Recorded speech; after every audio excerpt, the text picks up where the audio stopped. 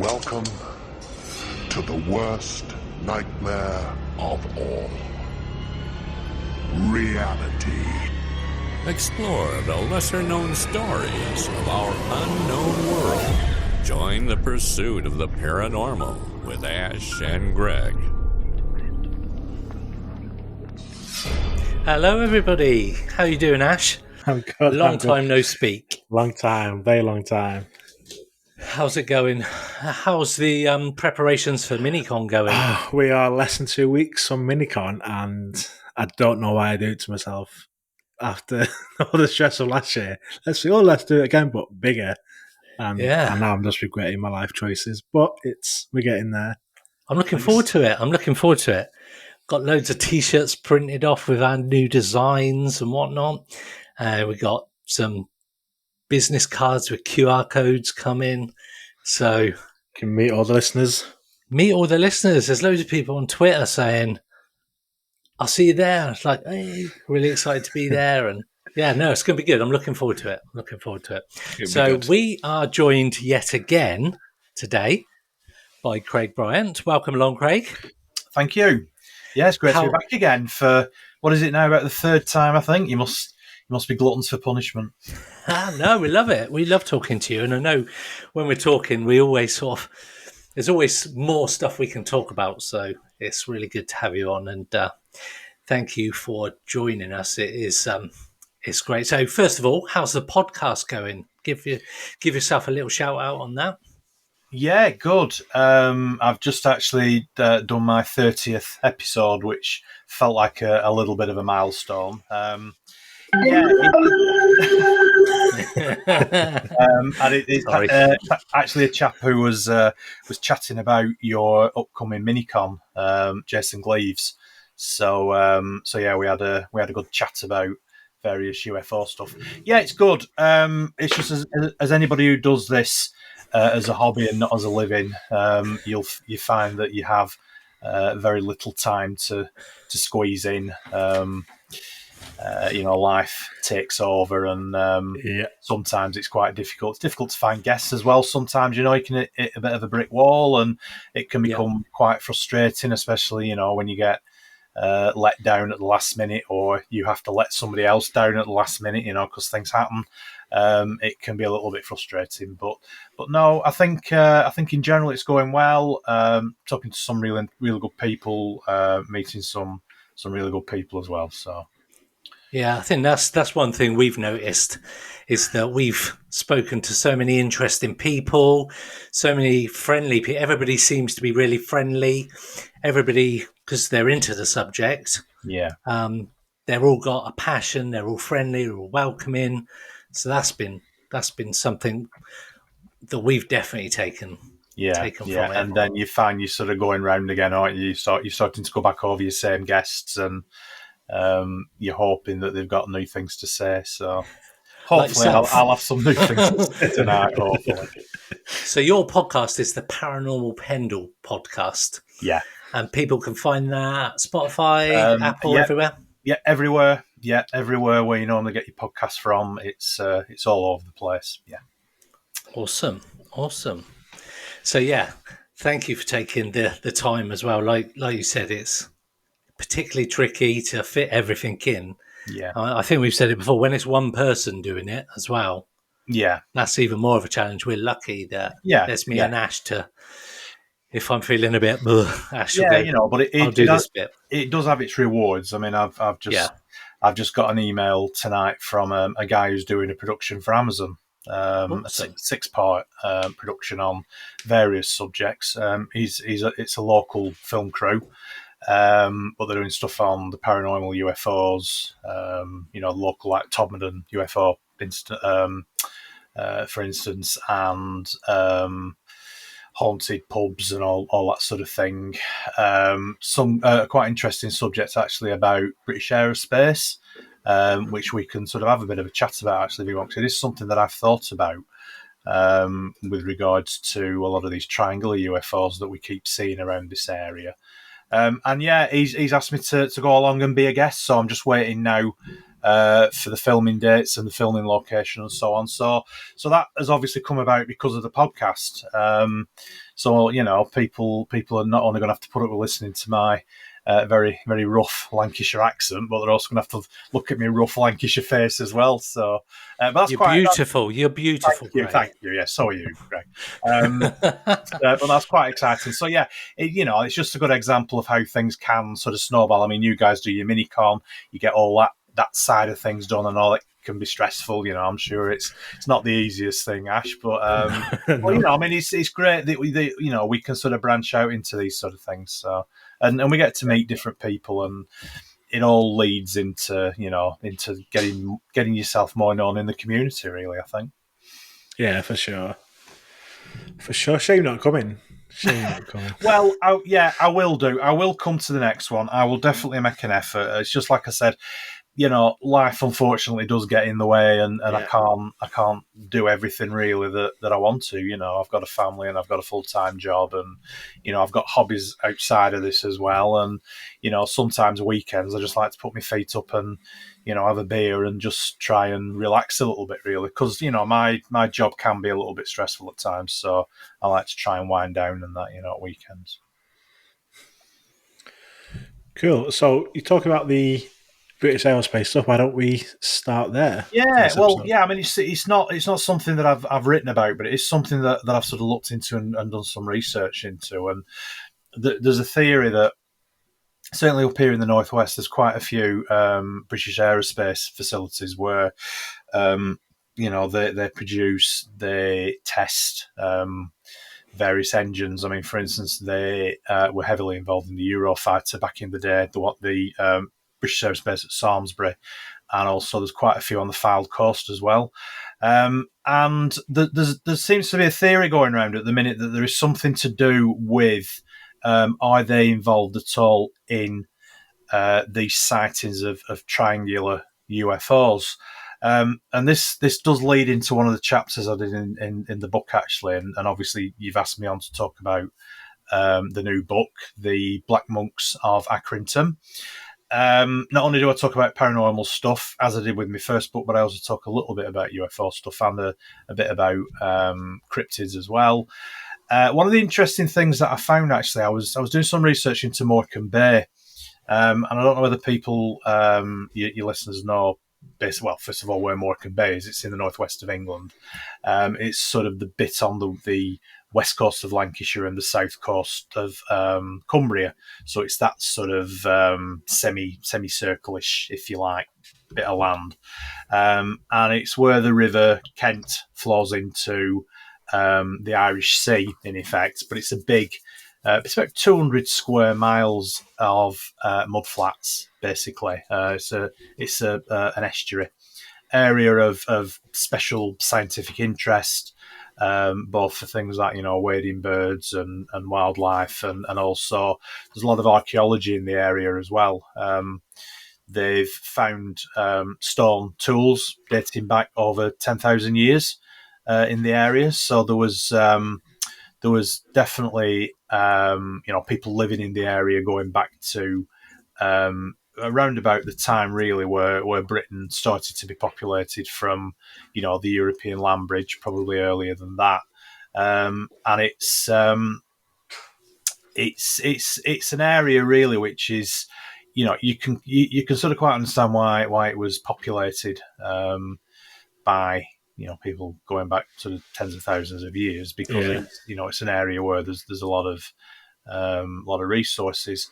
But over the years, there've been, this is obviously more recent, of course, we're talking the last sort of 100 years, really, where there's been written reports. And I don't doubt that actually there's been sightings going back further, but it's just that, the reports haven't been documented, of large numbers of triangular UFOs across the Bay Area. Now, interestingly, as I said, there's the BAE Systems facilities there, the research facilities and development facilities, but you've also got a couple of nuclear power stations as well. There's the one at Heysham, which is just to the south of Morecambe, which is a big power station. I think there's 2 reactors there, actually. And then further up the coast, up the Cumbrian coast, you've of course got Sellafield. which, although I don't think it actually produces power anymore, it's a sort of it does something with spent fuel rods, I think, something like that. And there's been a lot of sightings over the years, certainly recently, of these triangular UFOs in and around the areas where these power stations are, and across the bay. We've got reports going back to the 1930s, 1920s, even going back to the late 19th century, so even before powered flight, where there have been sightings which have been reported in the local newspapers of strange triangular objects in the sky. There was one in the 1930s where a group of fishermen who were out on the bay saw at least a dozen of these objects in formation. There was a sighting back in the 1980s, I think it was, late 80s, where there were eyewitnesses from all around the base, so right from sort of Morecambe and Heysham and Sunderland Point, which is probably the southernmost point of Morecambe Bay, right all the way around to Barrow in Furness, which incidentally is where they build and launch nuclear submarines as well. That's part of BAE facilities. This particular sighting, there was upwards of 30 craft, and this was in broad daylight, and they were all described as black triangular craft. Now, if they are military craft and they are being tested, they're not being very secretive about it. And certainly, if you go back, probably to any time before the 1970s, there's just no way we had the technology anyway to be able to produce crafts of that type. And it's interesting because I was talking to my last podcast guest was Jason Gleaves, and we were discussing triangular UFOs, and he said, well, he said, you look at these triangular UFOs and you look at the American stealth bombers of the last 20 years up close, and you can see that there is a correlation in the shape and everything else, which is fine. That may well explain away some of the sightings, some of the more recent sightings. But when you go back through historical records, and I'm not just talking about, the northwest of England, I mean, these things show up all over the place. You're going back years and years, tens of years, way before we had the technology to produce these types of craft. So I mean, Morecambe Bay to me is a very special place. It's an area that I love visiting. I've always visited it ever since I was fairly young. And it's an area that's got an awful lot of atmosphere to it. It just feels like there's a very special atmosphere. It's a very special place. There is definitely something a little bit otherworldly about it, especially when the tide's out, and you can just look across the miles and miles of mud flats. And there's archaeological objects, for instance, that turn up. I mean, the sands are shifting all the time. There are probably a lot of magnetic fields and various other things. I think that especially with water as well, you get a lot of energy. I think that attached to bodies of water. And obviously, the water's coming, the tide's coming in and out twice a day. It must be producing energy of some sort. There must be something going on that's attracting these crafts in. And like I said, there's going back to prehistory, people have lived in the area, and there's archaeological things coming up all the time through, coming up through the sand and with the shifting sands and everything else, to finding artifacts and that sort of stuff. So yeah, it's a very, very interesting place, and there is definitely something going on with these triangular UFOs. But what they are and why they're being particularly attracted to that area along the Foul Coast and up towards, up into Cumbria as well, really, along the Cumbrian coast and up to Sellafield. Could it have something to do with the nuclear power stations? Could it have something to do with the geology of the bay itself? Could it be something that's been going on for tens of thousands of years? Is that why ancient man first went to that area and settled there? Was there some sort of interaction going on with these craft going back, maybe thousands of years? Who knows? But it is a very interesting place, and I urge people, if they're ever in the northwest of England, just to visit there, because it is a fabulous place. It's funny you mention sort of the the craft being seen in like testing it over a public place where lots of people can see it. Because remember back in the 90s, there's been quite a few over the motorways in the northwest. There's a couple over the M56, quite a few being seen over the M6. These are like some of the busiest motorways in the country. So you'd think, why would they be testing secret craft like over dense populated areas? I remember one, I think it was 95, where a plane, I might be wrong on the information, but there's a plane that got overtook by a black triangle craft, and it's approached into Manchester Airport. Yeah. The pilots reported it, and I don't think they ever sort of resolved that case. No. The M56, which is, you're right, it's the motorway that goes down to Manchester Airport, and also the M62 as well has had a lot of sightings along the M62 corridor between Liverpool and Manchester. So yeah, there's been quite a lot of sightings over there as well. So yeah, if they are secret military craft that they're testing, they're not being very secret about it. It's as simple as that. Which to me immediately negates that theory. They are something else. You don't test probably $1 billion aircraft in broad daylight over heavily populated areas. It's just not what the military do. Yeah, because you've got Scotland not too far away where it's a lot less populated, or especially even going out over into the Atlantic a little bit and stuff where you're not going to get seen apart from maybe an odd boat. No, exactly. It is a bit weird. Yeah. I mean, I know the RAF do a lot of testing, a lot of flying over Scotland. They've obviously got air bases up there.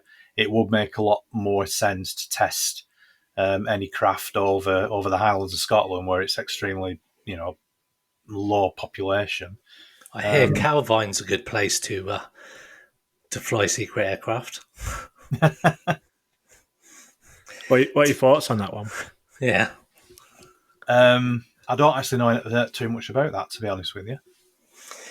So it was the photograph that's come out recently that was shot at Calvine, that supposedly was hanging up on a Ministry of Defence wall when Nick Pope was in charge. I don't know. The UFO desk.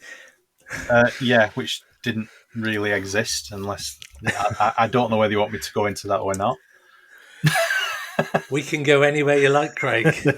But before you do, I just wanted to pick up on one thing. So you were mentioning about UFOs and nuclear power stations, and the fact that there's 2 up there.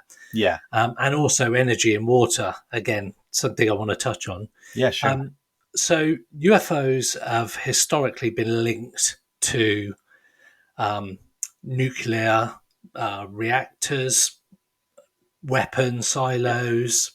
There's a lot of famous cases where they shut down a nuclear missile loaded missile silos. Yeah. So with what's going on in the Ukraine and the threat of nuclear war, there's been increasing sightings of UFOs over the Ukraine, allegedly. I believe so. So do we think that if Putin's going to press the button, because who knows, he might do, at that point, will we see the nuclear intervention again from these craft, do you think? Well, we wouldn't know, would we? I don't know. He might do. He might just be going, why are they not going off? Why aren't they working? Yeah, why is it not working? Somebody's taking the plug out. It does interest me that there's this whole thing. Would we see it if it came to pass? I mean, if they did launch missiles, then I mean, you would hope that if that's what these craft are doing, if they're watching facilities purely for that reason, I mean, are they watching nuclear power stations in case there are accidents? I mean, I don't know whether any were cited. I mean, we probably wouldn't know with Chernobyl because it was obviously under, it was part of the Soviet Union at the time. So it's unlikely that if there were any reports of any similar craft in and around Chernobyl at the time that went into meltdown, whether we'd actually, the Russians would release that information. I mean, I've got no doubt that governments do know that there are things out there, and I've got no doubt that there has been contact.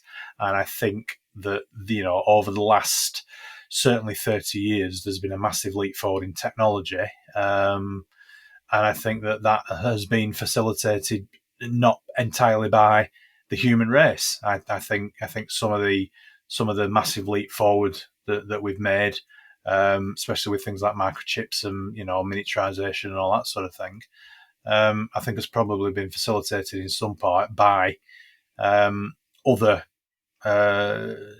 interests, shall we say.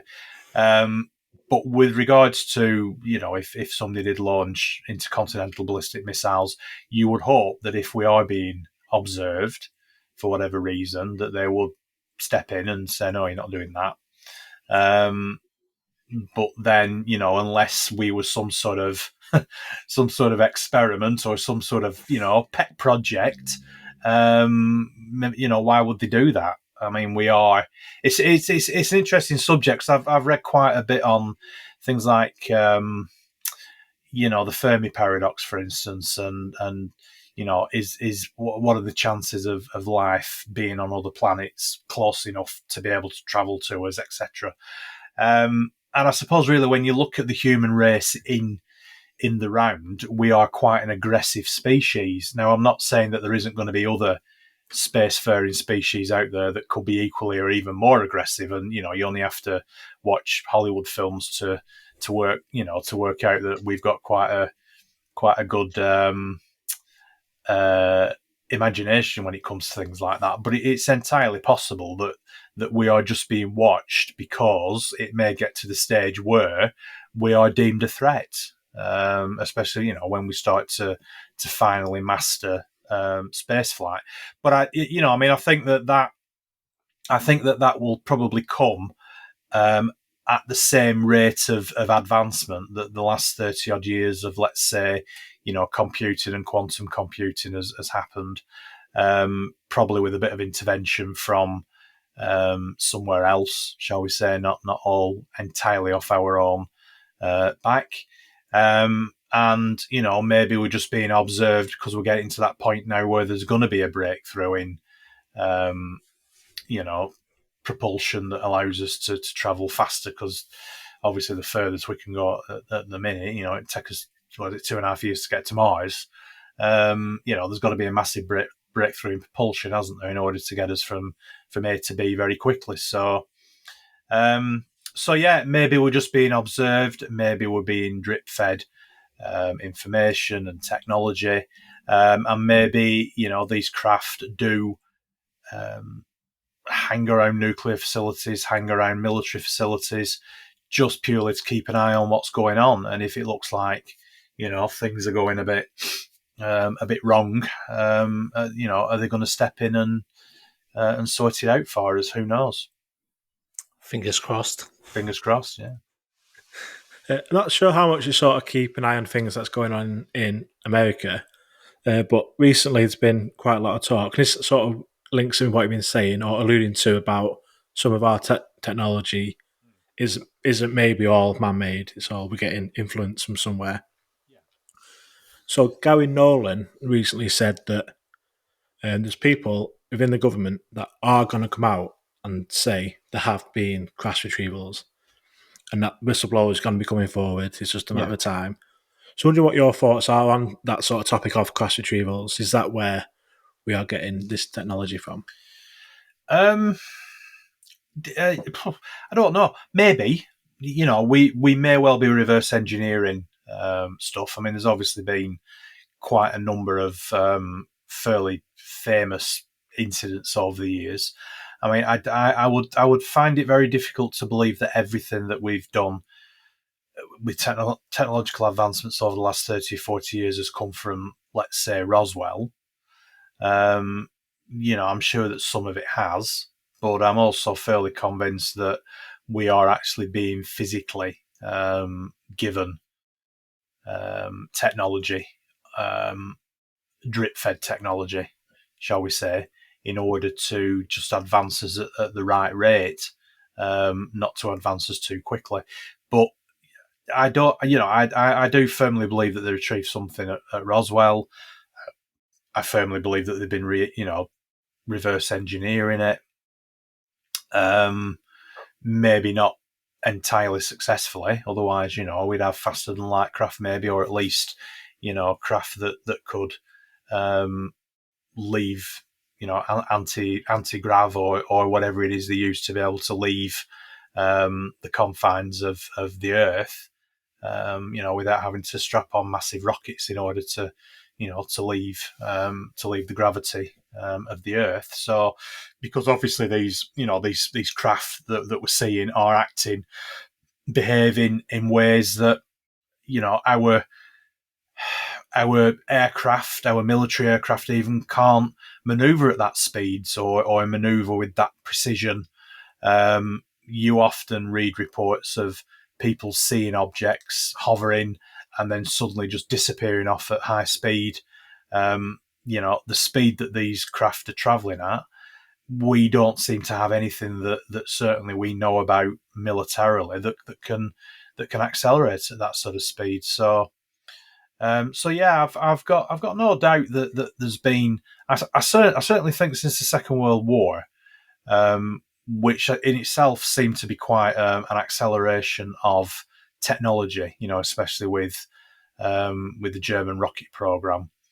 I think at that point, obviously, when we split the atom and we started building nuclear weapons, I think that was the point where we started to be observed more readily than we had been previously. I think we'd possibly before that just been a bit of a backward society, like you see on Star Trek, a non-warp society, as it were, that they observe from a distance but don't get involved in. But I think once we'd split the atom, and that had given us the power to be able to be extremely destructive, I think that's when they started to observe us a little bit more, and that obviously ties in when we start seeing more UFO sightings after the Second World War, and of course Roswell was only a few years after the end of the Second World War, and the first atomic bomb, well, first two atomic bombs being exploded. So yeah, I mean, I'm absolutely convinced that Roswell happened, and I'm convinced that it's happened in other countries as well. It's just that some have been better at keeping it quiet than others. One thing that does get me, and we talk about sort of retrieve technology or whatnot, it seems to only be computer related, because there's no propulsion help, it looks like, because we're still using the same technology to escape the Earth's atmosphere as we was back in the time when we went to the moon. Yeah, it's still literally a rocket. Yeah, it's just solid. It's still rocket. It's solid a basic. Yeah. It's just a flame attached to some propulsion, and that's Yeah, it. And it's the same with cars. Yeah, I mean, we're getting into batteries now. That's cool, but we're still reliant on oil. Essentially, we've got this internal combustion engine that's been going for like 100 years, and we're still no further forward that we know about in technology to power a car, and it just seems very odd. I think there are economic reasons for that, and I certainly think that the oil producing countries, OPEC, Russia, they don't want us to stop using oil, do they? Well, no, they don't. No, they don't, and I think that sometimes can put a bit of a cramp on research and development, and it's only, as you quite rightly say, it's only recently with batteries, that we've started to move away from the internal combustion engine. But it is interesting. I wonder whether one of the reasons why we haven't advanced with propulsion is because we're not being allowed to. I think there are certain issues with the laws of physics, in effect, with time dilation, with speeds, with distances, and everything else, which I think, certain civilizations or the civilization or civilizations that are observing us and are visiting us have mastered, but they're not prepared to give us that technology yet because we're probably not mature enough or adult enough to be able to use it in the right way.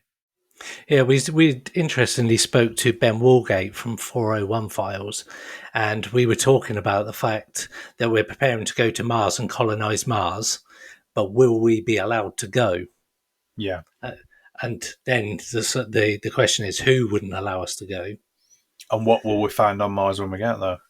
Because if we find stuff that is even human related there, it's, wow, that's a mind blower. And I think that would change if it's alien related, then obviously that's even more of a mind blower. Mm-hmm.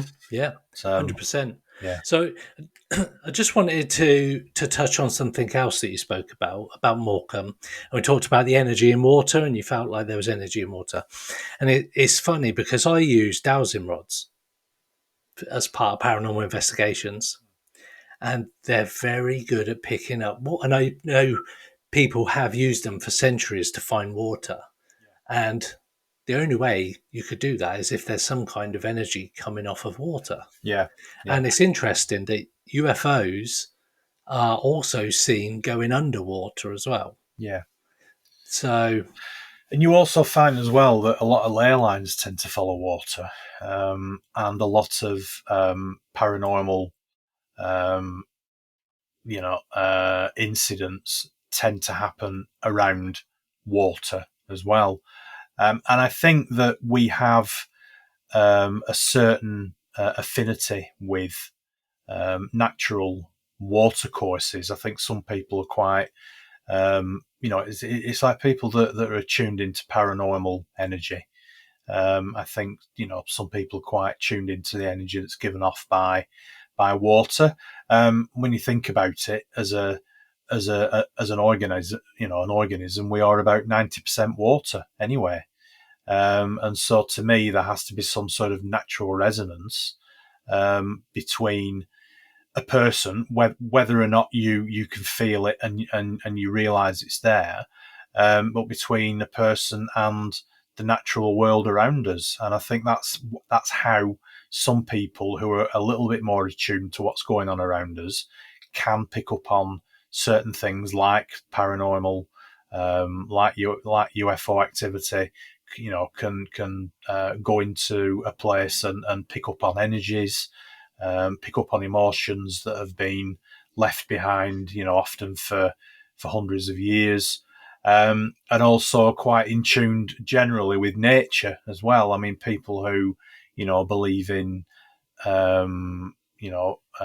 Wicca, for instance, I think are more in tune with the landscape around them, and certainly, the water courses and water, whether it be flowing water or lakes, rivers,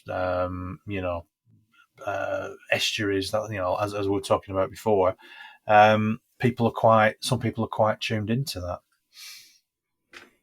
I want to quickly go back to when you said about sort of being fed this information to help with our technology advancement, and sort of being given this information. So do you think that's our governments or whoever being in contact knowingly with some other being?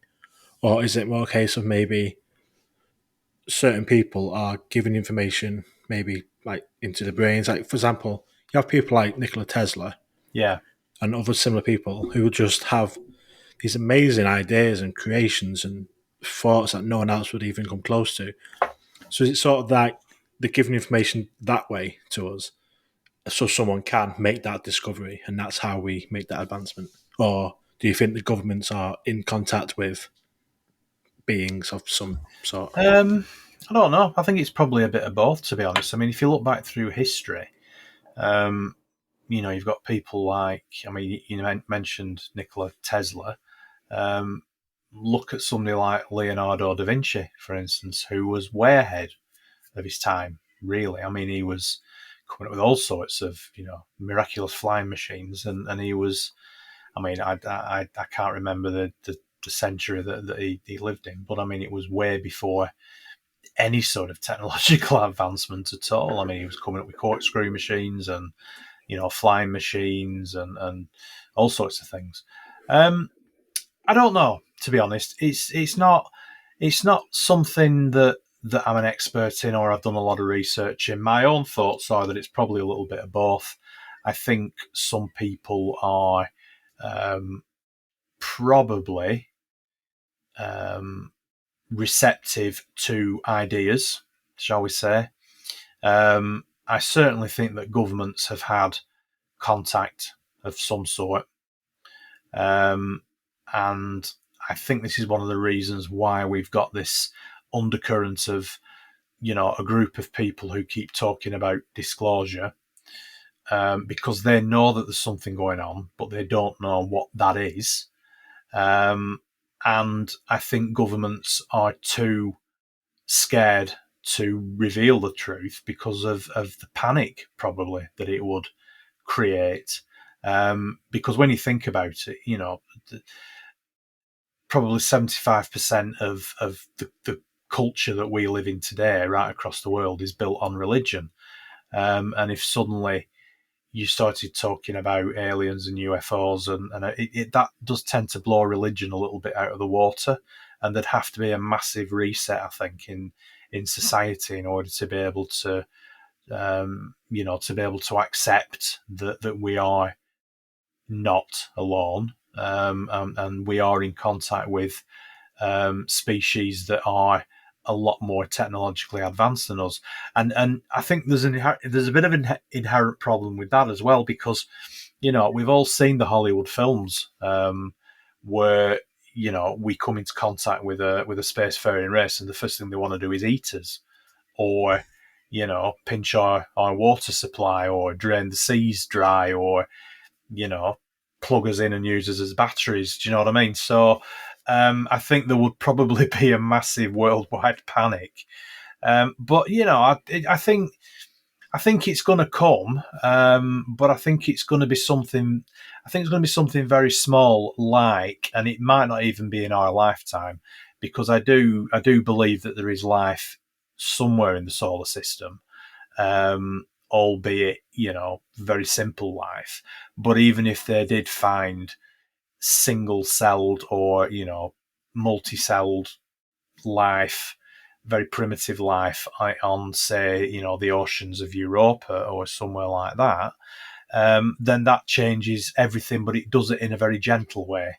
It's not the same as, three-eyed, 7-foot-tall green monster, with that has a liking for cows or whatever, suddenly appearing on the news at 10, saying we've been watching you for the last 50 years, and we gave you nuclear weapons, and do you know what I mean? It would be a little bit gentler, and then I think governments would sort of build up from there and say, look, we're not actually the only life in the universe, and there's this and this, and they'd start to sort of build up from there. But I think the whole disclosure thing's interesting, because there are people obviously out there. I mean, there are people out there who are making a living out of this when there isn't an awful lot of truth in what they're saying, and they're just, recycling the same old guff that they've been recycling for years. But I think there are people that have worked within the military and have worked within governments, especially in America, but also, in Britain, I think in Russia as well.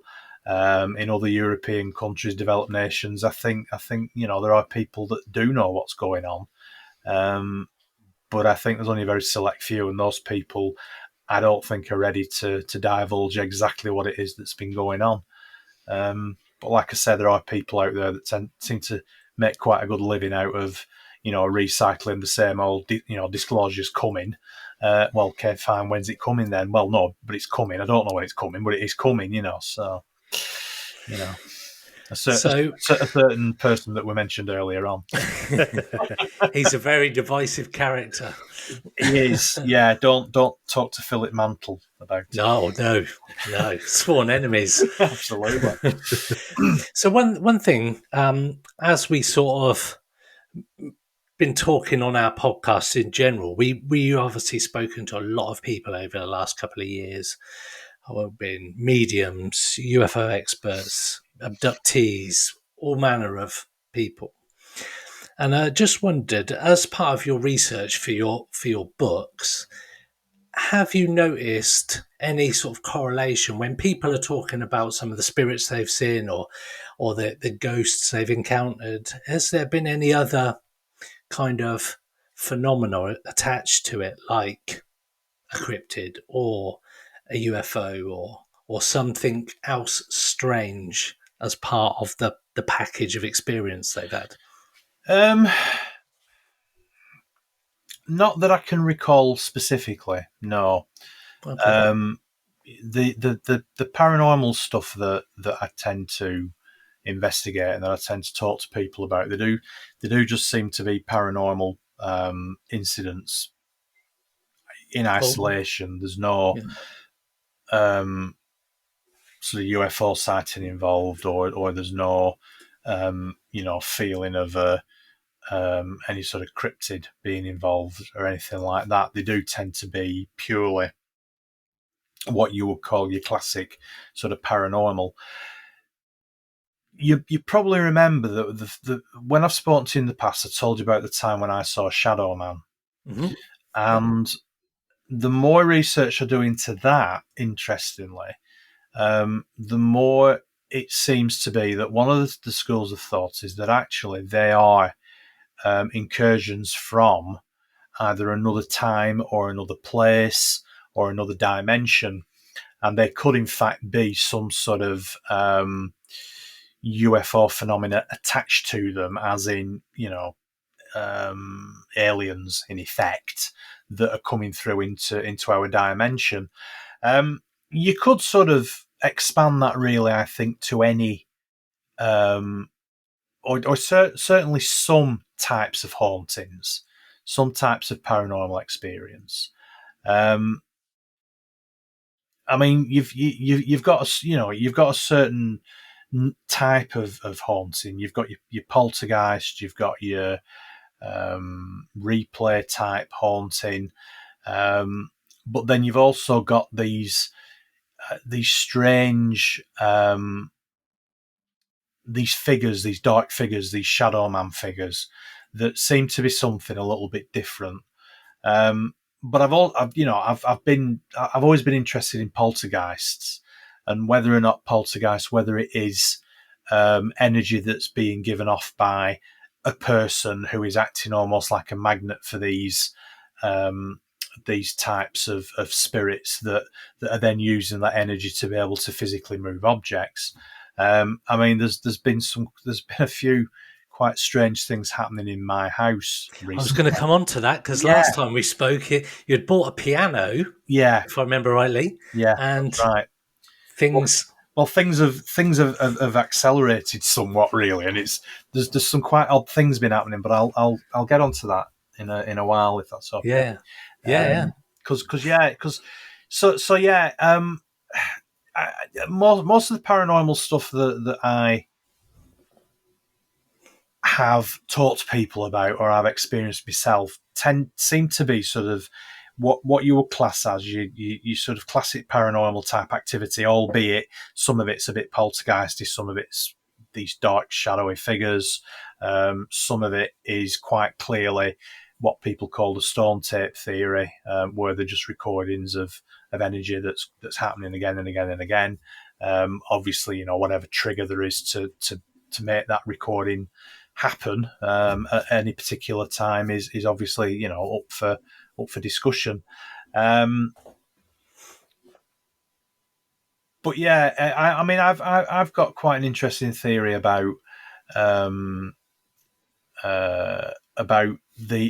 legends that have grown up in the area where I live. Obviously, I live around Pendle Hill, and obviously there's been over the years the myth of the Pendle witches and everything has all grown up around the area, and there's been a lot of UFO sightings, especially over the last, well, again, really since the Second World War. They've been recorded and written down. People have written their accounts down more, and there's been more reports to the police. There's more reports got into the press.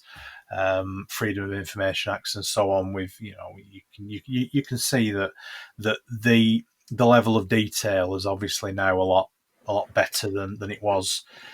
Let's say going back to the turn of the last century, but there have been sightings in this area going back to the turn of the 20th century and before that. Some of the local newspapers have reports back in the late 1890s, early 1900s of strange lights being seen in the sky. And a lot of the time they were attributed to the paranormal. So when they saw, a light in the sky, they thought it was a ghost, or they thought it was a witch on a broomstick with a lantern. Now, as daft as it may sound, that's where that sort of folklore comes from. Because if you, or certainly I believe that's where it comes from, if you go back, say, 200 or 300 years and you're living in the 17th century, for instance, and you know about what happened with the Pendle witches and the witchcraft and everything else, and it gets into folklore, it gets into local stories that people tell each other. It starts to get a little bit embellished, it starts to get a little bit more fantastical, and then suddenly you see a light in the sky. Now, this is way before we discovered how to fly, for instance. Let's say it's the 1850s or whatever. First thing you're going to think about is, wow, that's a witch on a broomstick with a lantern flying over Pendle Hill, because that's how you would you'd rationalise seeing something like that. But in reality, I think there's been a lot of UFO sightings over the years, and I think they've been going back, hundreds of years. And again, talking about water, talking about the geology of a place and the geology of the land acting as a magnet and bringing these types of phenomena, whether they are UFOs or something else, into an area. So, like I said, you've got Morecambe Bay, you've got the area around Pendle Hill, you've got the area around the Rosendale Valley, which is just a little bit south of here, north of Manchester.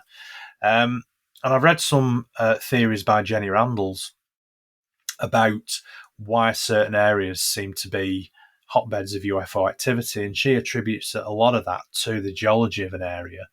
The interaction between the different types of rocks and everything that can, in some instances, and I agree with this, produce some type of energy that either maybe we don't understand, or some sort of magnetic energy which is acting as a magnet in effect to bring in these craft. And again, when you look at things like ley lines, you look at where ley lines run, all the main ley lines, they all cross, intersect in areas where you get a lot of UFO activity. There are two major ones that cross here on Pendle Hill, a north-south one and an east-west one. And in fact, the east-west one does run from the west coast of Lancashire, so quite close to the southern part of Morecambe Bay, and it goes all the way across through North Yorkshire to crossing the coast in just very close to Whitby, and all that area around there, of course, is high in very odd things. You only have to talk to a certain Mr. Sinclair who lives up there, so that's the area that he covers. So these ley lines, I think, also follow a lot of geological. Do you call them faults? Do you call them mysteries? Who knows? But there's definitely something that's channeling this energy. So it's weird. I've got so many thoughts coming through right now, stuff that I've picked up over the last few weeks, and this seems to be an opportunity to bring it up on the things that you're talking about. So I watched a program, and we've actually done an episode on the Hasdallen lights. Okay. So it's a valley in Norway where almost daily, for a very long period of time, and still now, there are mysterious plasma orbs going across the sky, going around the valleys, all witnessed, documented, photographed, video, whatnot. And they actually talked about, on this program I watched yesterday, they talked about the geology of the area. And the fact that there was I can't remember the rock, certain type of rock one side of the valley and a certain type of rock the other side of the valley, and they were creating a positive and negative charge Yeah. And it resulted in an increase in voltage in the middle. And the result of that, they think, is that there was more plasma or light activity. So that could be, and that ties into the geology bit that you're talking about, the particular area. Yeah. And certain areas seem to be more of a hotbed of activity. Yeah, absolutely. And the other thing I want to talk to you about, shadow people. So, and I know that's a big thing that you've shared with us before. Yeah. And your first book was The Shadow Man of Accrington. So I've just finished a book called Skinwalkers at the Pentagon. So anybody that doesn't know about it, it's the follow-on book to Hunt for the Skinwalker. So it talks around, in the new book, around ATIP, ORSAP, and the government projects in America to investigate UFOs and whatnot. And it brings it up to date.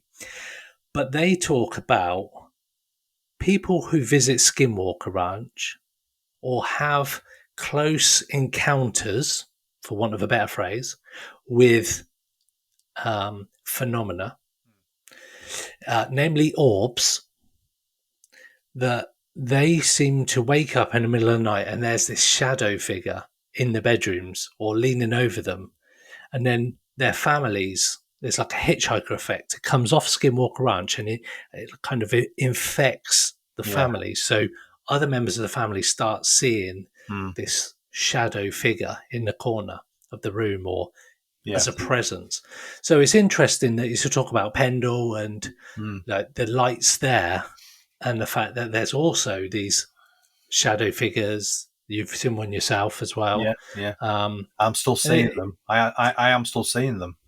Oh wow! Actually, in the house. And I'm me. Well, okay. But again, you see this links in with the piano.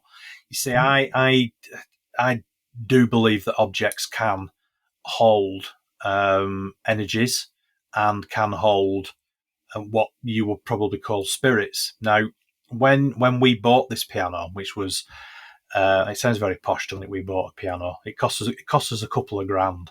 From a second-hand piano shop, quite close by, and I've tried to sell it back to him, and he won't have it because I told him I think there's something attached to it, and he said, "No, I don't want it." But he told me where it came from, and I've traced the history of it with the manufacturer. It's German. It was made in Germany pre First World War. And it's by a company called Bluthner, and they're quite a good manufacturer. So they keep very meticulous records of who they sell them to and when the when they're serviced and tuned and everything else. So I've got all that, and I know that it was sat in a house for about 80 years before it was moved. It was with the same family for all that time. And then it came to us, and we bought it because my son, who's now got absolutely no interest whatsoever in anything other than streaming, and he's 16 shortly. But when he was sort of like 5, which is when we got it, we've had it about 10 years. He wanted to learn to play the piano, which is why we bought a piano. So it's nothing to do with being posh and middle class or anything like that. It's just that we wanted James to play the piano. He wanted to learn it because actually his mum's side of the family are really, really musical. They're all. I could go off on a complete tangent about how musically talented they are, but I won't. But that's where it all came from. But I always felt that there was something a little bit odd about this piano. It's sat in the dining room, and I look at it and I think, it's a lovely bit of kit. It looks lovely. So it really, decoratively, it looks lovely, even if you never play it. But there's just something attached to it, and we started to get it as soon as we bought it. We started to get some bad luck, right? So there were a few bad things happened, and with regards to jobs and members of the family becoming ill and that sort of thing. Not myself or my wife or my son, but close family members and what have you. And it always seemed to be that the dining room suddenly always just became much colder than the rest of the house. Now, it was always a cold room. When we moved in, it was a cold room. But it's a lot colder. So there's definitely, it's either something that was already there that has been disturbed by bringing this piano in, or there was something's coming with the piano. But one way or another, there's something has now manifested itself. And for quite a number of years, we all used to see shadows in the house. So we'd be sat in the lounge watching TV or what have you, and we'd both see a shadow in the corner of the room. And people said to me, well, it's cars going past. Well, no, it's not, because we live on a cul-de-sac and we get very few cars. And especially at night, when it's, you close your curtains, it's dark outside, you can tell the difference between car lights and something else. And this is something else. This is not created by car lights. And there's been quite a few times where I've been sat there with my wife, Sarah, and we've both looked at each other and said, did you see that? And it happened not too long ago where we both sat there and we were both watching TV, and then we both suddenly, we noticed each other doing it, we both looked up into the corner of the room and we both tracked something going across the top of the ceiling to the other side of the room. And then we stopped and looked at each other and we both said at the same time, did you see that? And it was like, it was a dark shape that was moving across from one side of the room to the other. Now, there's also been things like my son, for instance, goes into the lounge, into the dining room, and he'll go in and he'll say, Dad, it's freezing. And he said, but it's colder over here than it is over here. And he'll walk to one corner of the room and he'll say, it's freezing over here. And then he'll go to another side of the room and he'll say, and it's warmer over here. So he can pick up that temperature change, and it's quite, it's quite marked, if you know what I mean. You can, there's a real change in probably 10 degrees, maybe even more than that. It's that dramatic. And then I suddenly, about 4 or 5 years ago, and it's all building up to a crescendo, is this? About 4 or 5 years ago, I started getting these really weird smells. And the only way that I can describe it is that it was like really strong perfume, but old lady perfume. So, the stuff that your grandma used to cover herself from head to foot in, like lavender or, whatever, that really strong, gets in the back of your throat type of smell, and it was mainly in the kitchen, in the house. I didn't really pick it up anywhere else. And I couldn't for the life of me work out what it was, where it was coming from. Don't have any plug-in air fresheners or out daft like that. We've got a few smelly candles in the lounge, but this was much, much stronger, and really quite, intense. And this kept coming and going. And in fact, it happened about 2 weeks ago, one Friday morning. I was off work, making myself a brew in the kitchen, and I suddenly got this absolute hit of, it was like really cheap, nasty perfume, really strong, and I could not work out where it was coming from. None of the windows were open. I walked out of the kitchen into the hallway and I couldn't smell it. I walked back into the kitchen, I could smell it. I was going through the bin to see if there's anything in the bin. I was checking has that somebody left something under the grill? I was looking in the fridge. I could not work out where it was coming from. But the most bizarre one that happened was about 6 months ago now. And I've mentioned this in the book, actually. I was taking the dogs out for a walk one lunchtime, and we've got like a vestibule. So we've got a front door, and then there's like a little sort of vestibule that's probably about 3 foot, 4 foot square, something like that, even that. And then a glass door, and then we're into the hallway downstairs. And we hang the dog leads up in there, and the coats and everything else. So I went into the vestibule, got the dogs in, started putting the dogs leads on, and there was a bit of junk mail that was stuck halfway through the letterbox. So half of it was sticking out, outside into the outside, and half of it was sticking in to the vestibule. Now, the letterbox we have is a really heavily sprung letterbox, so you have to lift it to pull anything out. in effect. So if you've got a letter that's stuck in there, you can pull it through, but you have to give it a real good old yank, and it makes a snapping noise like that. It's a really, really heavy spring. So I'm there putting the dog's leads on, and all of a sudden this letter comes out of the letterbox at speed. It's like somebody has grabbed hold of it from the inside and pulled it, and it dropped onto the floor. And the letterbox made that cracking noise, the metal noise that it does when somebody snaps it shut. There was nobody outside because we have a glass door on the outside, a glass frame on the outside door, so I could see through. There was nobody stood outside shoving it through. I obviously didn't grab hold of it and pull it, but there must have been something grabbed hold of it with force to pull it through the letterbox, and it just dropped onto the mat in front of me. And I just looked at it, and strangely enough, it didn't. I thought, that's a bit weird, and carried on because the dogs were creating by this point, so I was getting the leads on what have you. Took them out for a walk, and it was only when I was halfway around my walk I suddenly thought, what the bloody hell? What was that? How did what was it? Was it something that was there that was trying to grab my attention, and the only way that it could do it was to actually physically move something?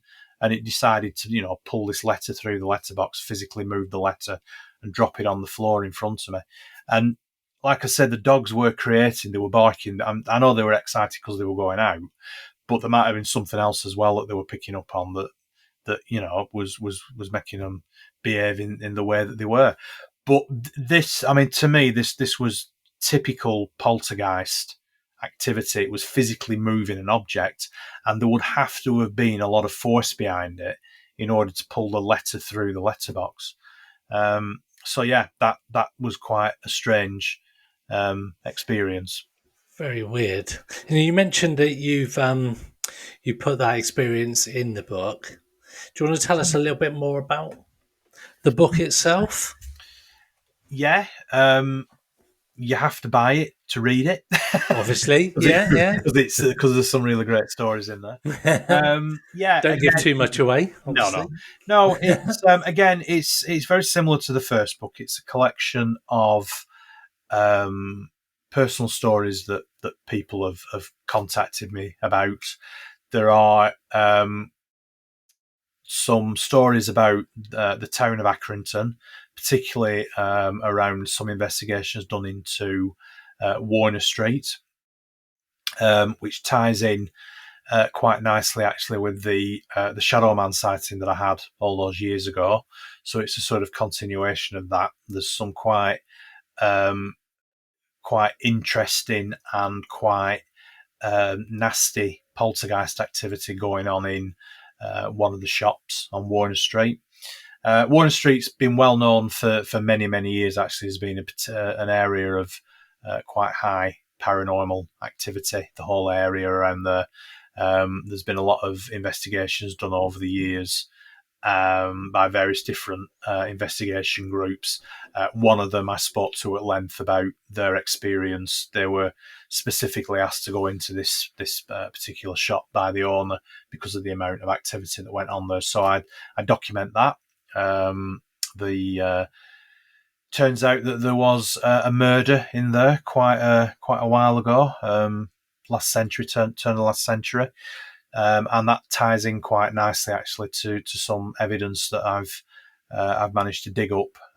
Again, with regards to a very tall, dark, shadowy figure, which you could possibly describe as a shadow man. And I do think there's some correlation between that and the figure that I saw. So I go into that in the book and the evidence and the reasoning behind that.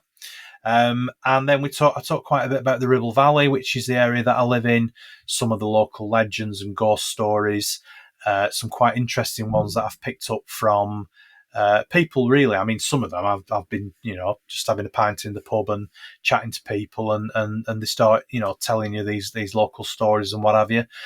Really interesting one about about an allotment site, actually, very close to the village, which strangely enough, there's a stream runs through it, and there's been some quite strange activity seen around where an old well is built. Again, very dark figures. A sort of the guy that was telling me about this, he described it as like a floating black mass that he saw hovering around where this old stone well's built. And there's been a number of sightings from other people as well, various different strange things in that area. There's been a ghostly dog that's followed somebody into one of the pubs in the village that was seen by quite a few people, and then it disappeared. So that was quite an interesting story. And there's a lady in the village as well who owns now don't laugh, it's a haunted ice cream shop. But actually she's a medium. She has this shop which is well known actually for she makes her own ice cream, but it's also a sort of corner shop type thing as well. I interviewed her on the podcast probably about 12 months ago now, a lady called Mandy. She's got a very interesting ghost which is attached to the building that she has a shop in. And I then look at sort of the Pendle witches, again, looking at it from a slightly different angle this time, looking at the interrogation techniques that have been recorded that they used, comparing those to some of the other notable witch trials that were happening at the same time.